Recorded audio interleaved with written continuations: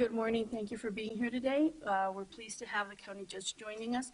I want to remind the media, if you could please, when it's time for questions, wait for my colleague, Mr. Isaias, to come to you with a microphone so that those at home can listen to the questions, because we've had some feedback that sometimes they can't if you don't wait till they get to you. So with that, let me introduce Mayor Oscar Leeser. Thank you for being here today. Good morning, and thank you for being here. I know we talked about consolidating the site with the county and the city, and we've been doing that. And we every week what we've been doing is we're giving the county UMC gets a list from the city of El Paso, and they go through it. One of the things we found out, though, on a lot of these names on the list, that a lot of the people have gotten their vaccines and they registered multiple times, or that so they have to go through it. And we have been getting the list consolidated, and it's working out perfect. UMC is actually still keeping some in the county, and the judge will talk about. They're doing a great job of reaching the outskirts of our community and making sure that everybody gets the super centers and the super seniors. So we'll continue to do that, but it's really important. We were able to consolidate it. UMC does require different information than the city, being that they are a hospital, so it takes them a little bit longer as they get the names to go through the list. And as they're going through that list, this week we've given them 10,000 names of our list to go through it. And out of that, the 10,000, they'll probably be able to get about 3,000 names to be able to vaccinate. We have some great news, though. It's been incredible to see with the city of El Paso. And it's not just the city of El Paso. It's important that we see it's the county, and the county judge and I have worked together so hard to make sure that we have one voice, and it's been important. The population, as you see it, is 640,180, and that's 18 and over. And so we have first dose, and this is an incredible number, the first dose that's been administered is 41,288 vaccines have been administered, which is 41% of the people have received the first dose, and 25% roughly have been fully vaccinated. It's still way ahead of the state, and it's one of the leading cities in the nation. Our hospitalization rate for COVID today is at 8.5. Now, if you remember when we first had the press conference, and we talked about, and we asked our community, please wear your mask. It's not time to look back. It's not time to take your mask off.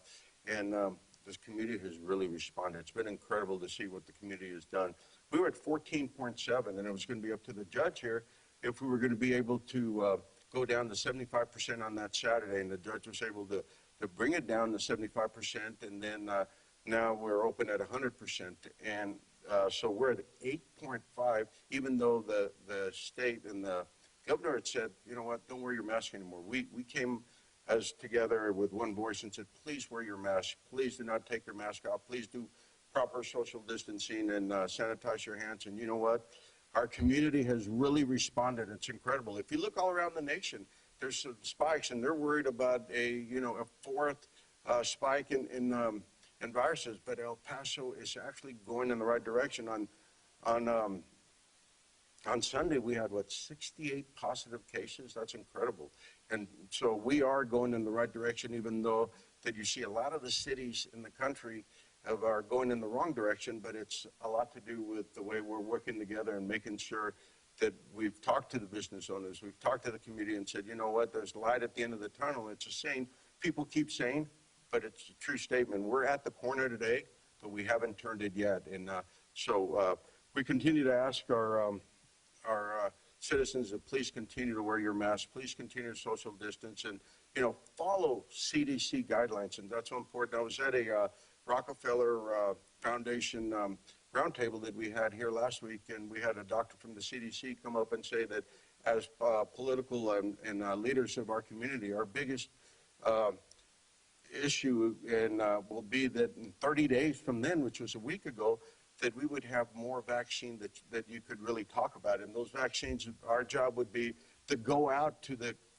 areas and find people that were really kind of borderline, whether they wanted to get the vaccine, they were thinking about getting the vaccine. So I called the city manager, I talked to the city manager and Chief D'Agostino and said, hey, as community leaders, our job will be to be prepared 30 days from now when we do get the vaccines to make sure that we go out in the community and start administering those shots and make sure we get them in the arms of the people. And so we're working on that. And I think today, as you see, that I know we announced that we had 12,000 vaccines for week 17. Well, we actually have a little extra. We have about 14,000 vaccines that have been allocated to the city of El Paso through some of the other providers, and we'll be giving them out all around the city. And you'll see that we are prepared to continue, and we're prepared to do double that if that happens, and I think you'll see that. I will let my good friend, the county judge, who's done an incredible job to be an incredible partner to do this, and these numbers are that I keep talking to you about is numbers that it's the city and the county, and he's doing an incredible job of, I know we saw last week that he had in Vidden, and the week before he had Montana Vista, and how he's been doing that and making sure that our community gets vaccinated. I'm very thankful to you, Judge, for the great job you and the county commissioners are doing. To see the numbers that we talk about today has a lot to do with the great job that you all are doing out there. So, Judge, thank you for the great job you're doing. And Mayor, thank you for the partnership. And you know, we stood here and we were concerned, very, very concerned about how prudent we needed to be as a community.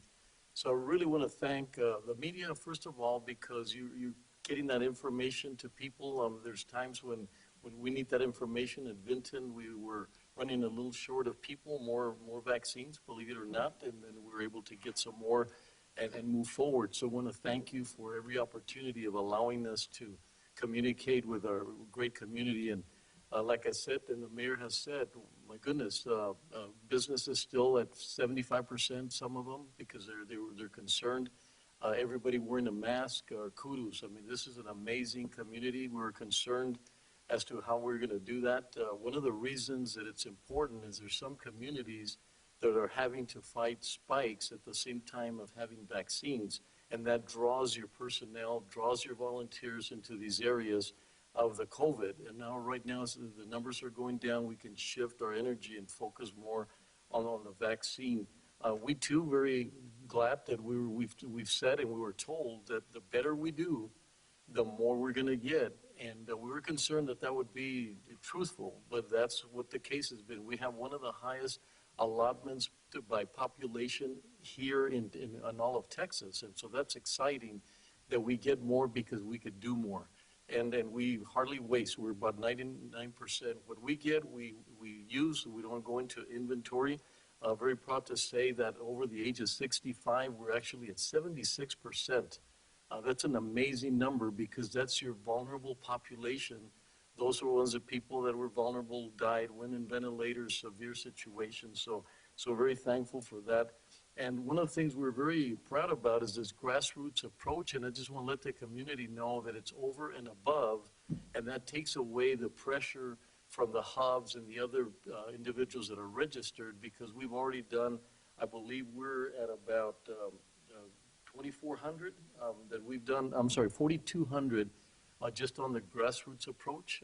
Next week, this Friday, we'll actually go back. We've done J&J, but Tornillo, we actually did the Pfizer, and so we're going back to do 800. So if you look at it, you take away the 800, it's 3,600, which is equivalent to about 7,200, because JJ is only one dose, and so that allows us to be able to double up. People extremely happy, very encouraged about not having to come back, and we reach some individuals that are extremely vulnerable, not mobile, but we get them back in there, and we'll continue to work as the mayor's working on the bigger hubs, and with UMC, we're also working on the grassroots. And as the mayor said, it's very hard to believe, right, that one day we'll have more vaccines and we'll have a demand for it, and so we're looking forward to that. One of the approaches that we've taken, we had some concerns, and that is without an appointment, and so we will continue through the rural not to have appointments, and that has been extremely helpful, because at the point when we no longer have that many people, it's going to be great not to have appointments so people could just step up and we could get everybody to be able to do that. Once again, worried a little bit about what happened over the Easter holidays. We've never been that successful We have spikes during the holidays. We're looking, hopefully that's not going to happen, that we have a spike because of Easter. We had a minor spike, and thank you for that for the community on spring break. It wasn't what most people expected in another community. So once again, I thank the mayor, the partnership. I hope that we are the trusting voice so that we could get people vaccinated with no concerns and do the best we can for our community. So thank you. And I do want to, I gave you a number of hospitalizations. The COVID hospitalization, which was 8.5, the new number that just came out is 7.47, which is, if you look at our dashboard, which is, we had a press conference introduced, that dashboard has so much information, all the information, not only for the media, but also the public can look at it and make sure that they stay informed. Our community is doing so well that we're going to be administering vaccines at the East Side Regional Park. And it's not only George Perry side, but it's also the convention center. And we've had this weekend, as you saw, we had the staff from the SUE go out and register people, the people from the museum.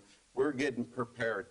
If you look at last week between the county and the city, we had 10,500 vaccines. And us alone, we're going to have, the city alone, we're going to have 14,000 vaccines this week. So that's really important. We've more than doubled the vaccines we're getting, and I think that's things to come. So we're prepared. We'll be ready to administer the vaccines as we're looking for herd immunity. Herd immunity is 75% of the community that's vaccinated, and based on what we're talking about, we already have 41% of the community will have its first vaccine. Already has its first vaccine. 25% have the second vaccine. So, as the doctor said during the Rockefeller interview, that in the next 30 days we'll have enough vaccines that we will go out and look and make sure that we find people that weren't sure if they wanted the vaccine or not, or really couldn't get time to get off of work. We'll go out there and locate them to make sure that we administer those vaccines. So I thank you all, and any questions?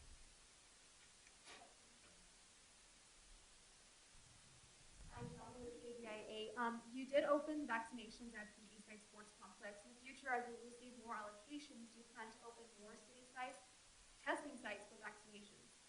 Yeah, I know, and we'll continue to do that as we continue to get more vaccines. Now, you'll see that the convention center downtown can double the production, triple the production we have today. The George Perry site, right now, one of the things that when I did the Rockefeller Foundation, we talked about that if you all remember, you were reporting this, that the city was having a 3-hour wait for vaccinations. Well, we opened up enough sites. We made sure that we were listening to our community. I tell people that those are opportunities to better ourselves, and we did. Right now, we're at under 30 minutes, and that includes a 15-minute wait time. So the city has opened additional resources, and will continue to open the additional resources to continue to minimize the wait time. So we've actually done a great job of listening and making sure that we work together as partners to minimize the wait time. So yeah, as we get more vaccines, we'll continue to open additional resources and sites to make sure that we get them out in a very timely manner, because that's the important part. They look at you as how productive are you and how fast you can put it in your constituents' arms. And so the faster we do it, the more we'll continue to get. I'm Molly with El Paso Matters. It's been a month since you unveiled the data dashboard to us. Now that you've had a chance to look at that data, what stands out to you as areas of improvement or segments of the population that we really need to focus on reaching? Well, I think you've seen the improvements. I think you've seen the improvements that we've made, and the county judge and his staff has gone out around the surrounding areas of the county, and that was something really important that happened, that the judge and the county was out going around doing the surrounding areas, that we took the Don Haskins Center and moved it to the Pablo Leal where we were doing the super seniors, and we'll continue to look at that because that site was for information for the media, information for our constituents, but also for us as a group to be able to look at how we can improve our system. And we've seen a lot of improvements, and we'll continue to look at it to do the improvements. Yeah, the refocus on super seniors and going out to the rural areas, really the big push was that data telling us that we were not getting out there to the older population. Like I said, 76% now over the age of 65. That's quite a, and that came from the data telling us what we needed to do. Beginning with PTSD, my question is for County Judge. I wanted to see if there was an update as we're seeing the hospitalizations as well as the deaths and reinvestigation drop as well. What's an update with the county examiner's office and some of those workers that were hired to specifically help move the bodies? Has there been kind of less of a demand, or what's the update there? Well, the clarification is that, we, the city owned the building, we facilitated to help the funeral homes. And so the real breakdown was the funeral homes getting saturated. We've made a plan by the 15th that we move, and it's not an easy thing because one of the things that the mayor and I have always said, we could always just move from here to there, right, and move the body somewhere else, and that's not what we wanted. So we've been helping the funeral homes to be more successful, not to take more if they're saturated, because there's some that are not saturated and others that are. And so the breakdown was really at the funeral homes, and we're really working hard. And I think we've done everything possible to let them know that we are not happy with the progress, and that we really need to make sure that everyone gets that individual that they've been waiting for, that never ever happens again. So we're really working hard at that. The mayor also pushing hard with the emergency office of the emergency management to help us with that process. Thank you. Esta pregunta es para el alcalde Lisa, José Linda García con Univisión. ¿Nos podría decir cuántas vacunas se recibieron esta semana y si de ahora en adelante este va a ser el número que van a estar recibiendo? ¿Quiere que se lo diga en inglés o en español? En español. No, ya sé. No, lo que vamos a tener esta semana va a ser 14,000 vacunas para el público, nomás de la ciudad. Y es más de doble lo que teníamos la semana pasada. Pero junto en todos, la ciudad, el county y todas las personas que estamos, vamos a tener más de 39,000 vacunas para El Paso, y eso es una cosa muy importante. Ahorita lo que estamos viendo que porque estamos haciendo tanto bueno y todavía todo el tiempo que vamos a poder nos dar un doble lo que teníamos la semana pasada, y vamos a continuar a hacerlo para dar doble de eso, ojalá en el futuro. En nuestro caso, antes las clínicas UMC recibía la cantidad, y ahora vamos a tener 10,500, pero en esta vez las clínicas recibieron su propio vacunas, entonces es algo muy diferente, que eso casi nos da el doble para el condado. Pues simplemente para aclarar lo que ahorita decían en español, sí hay muchas vacunas, sin embargo hay que seguir cuidándonos, ¿no? Hay que seguir sin bajar la guardia. No, pues siempre les agradezco que me pregunten eso, porque no quiero que parezca que yo soy la persona o el alcalde que queremos. Es algo que sabemos, estamos muy, muy cercas a tener éxito, pero en un momento clave se puede cambiar la situación, y siempre lo que ha dicho es que ahorita los hospitales están al 86% de capacidad por toda la demora, se demoraron en recibir tratamiento. Muchas personas no querían ir al hospital, están llegando más severos, entonces ahorita la capacidad está muy alta de personas que no tienen COVID. Entonces cualquier pico que sucede, estamos muy cerca a la saturación. Cuando tuvimos el pico en julio, andamos como en el 56% la capacidad, y ahora por esta situación de que no están recibiendo tratamientos, lo han demorado, sí está muy alto. Yo le digo a la comunidad, en un momento dado, en 3 semanas, si tuviéramos un pico, podemos regresar muy rápido. Ya no tenemos a las personas, el personal que teníamos antes. Muchos de los donde expandemos, como el hospital que estaba en el Civic Center, ya no existe. Entonces no van a creer que ya está todo similar o que estamos muy lejos de llegar a un punto difícil para esta comunidad. When do you anticipate that we'll reach about 75% of the population being vaccinated, and how much do you anticipate that our return to normalcy will be impacted by the delayed vaccination effort on the other side of the border? You know, and that's a great question, and that's what we're working towards today, to make sure that we have all our, you know, the vaccines and we get them in the arms immediately.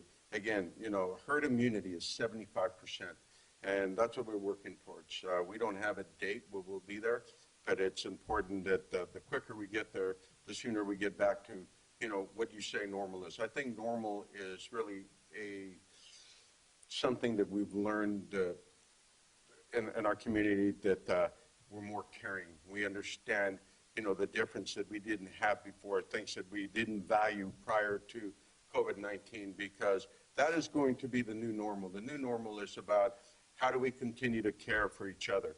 And that's when we talk about, because people keep saying, you know, what is normal? Well, the new normal, again, will be us caring for each other, and us making sure that we all have parents and we all have grandparents, and we've learned in this last, you know, year to care for our elderly and care for the people that we love most. So that's the new normal, really, if you talk about the normal today.